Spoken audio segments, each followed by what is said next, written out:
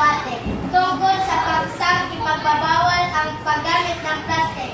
May dalawang pro po tayo, ang pro na pinanguluhan ni Cesar at ang cons pinanguluhan ni Nico. Salubungin natin ng malakas na palakpak.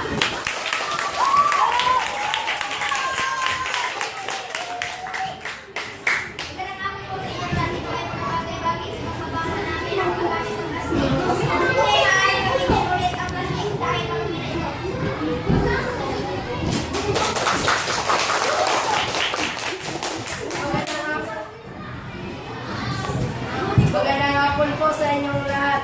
Hindi natin basta-basta itatapon ang basura kasi pwede pa ma-recycle.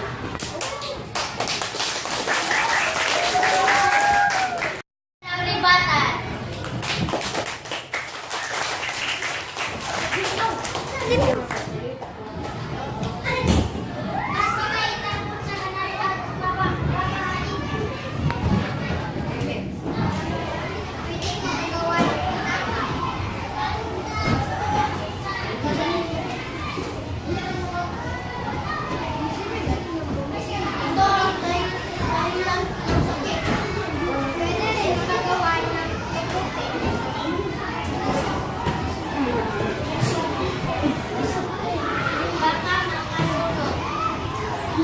Para magamit sa pagbibenta ng isda.